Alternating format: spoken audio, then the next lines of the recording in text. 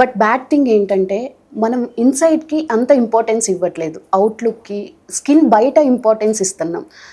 మనం చూసుకుంటే రెగ్యులర్గా ఫోన్ ఓపెన్ చేస్తే చాలు నెంబర్ ఆఫ్ అడ్వర్టైజ్మెంట్స్. జస్ట్ ఈ ప్రోడక్ట్ వాడండి, మీకు చైనా స్కిన్ వచ్చేస్తుంది, తలతల మెరిసిపోతారు, ఇలాంటివి అడ్వర్టైజ్మెంట్ అవుతున్నాయి. అంటే చెప్పడం కూడా వీటి గురించి చెప్తున్నారు, కానీ అసలు మనం ఇంటర్నల్గా ఏం తీసుకోవాలి అనేది చెప్పట్లేదు. సో దీని గురించి మీరేం చెప్తారు?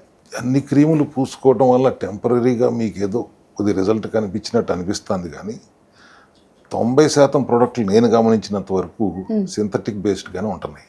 Okay. For example L glutathione అంటారు. అసలు ఎక్కడైనా ఏ ప్రోడక్ట్ ముందైనా ఎల్ అని కలిపారంటే అందరూ ఇదేదో గొప్పదనుకుంటున్నారు, కానీ ఎల్ అంటే సింథటిక్ అని అర్థం. సింథటిక్. యా. అండ్ ఎక్స్టర్నల్గా మీరు ఎంత ప్రయత్నించినా సైడ్ ఎఫెక్ట్లే కానీ సైడ్ బెనిఫిట్లు ఎప్పుడు రావు. Okay. You have to clean yourself from inside. ఇంటర్నల్గా మీరు శుద్ధి చేసుకోవాలి. పాత రోజుల్లో కూడా మీరు గమనిస్తే లంకణం అనేవారు. లంకణం అది కూడా కణంకి పస్తు పెడతామే. అదే సబ్జెక్ట్ వాళ్ళు మనం మాట్లాడుతున్నాం ఇవాళ. ఈ సీజన్లో పర్టికులర్గా స్కిన్ డిసీజెస్ ఈ అట్మాస్ఫియర్లో ఎక్కువ వస్తాయి. ఫర్ ఎగ్జాంపుల్ ఎగ్జిమా రావచ్చు, స్కిన్ ఎలర్జీ రావచ్చు, సోరియాసిస్ రావచ్చు. These are all very prone to. ఇవాళ చాలా ఎక్కువ శాతం ఆ ప్రాబ్లమ్స్లో ఉంటున్నారు.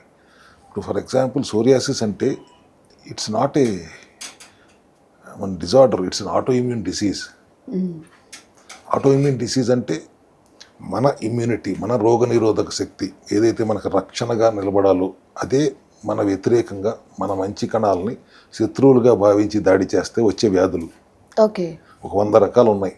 జాగ్రన్ సిండ్రోమ్ అని, క్రాన్స్ అని, మయోసైటిస్ అని, ఫేమస్ హీరోయిన్కి వచ్చింది కానీ, లూపస్ అని కానీ, ఈ సోరియాసిస్ కానీ, టైప్ 1 డయాబెటీస్ కానీ, ఇట్లా చాలా రకాలు ఉన్నాయి.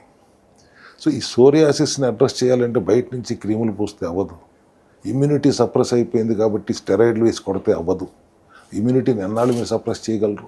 మళ్ళీ లేచి బుస కొడుతుంది. సిమ్టమ్ అడ్రస్సింగ్ మెకానిజం పనికిరాదు. రూట్ కాజ్ని అడ్రస్ చేయాలి.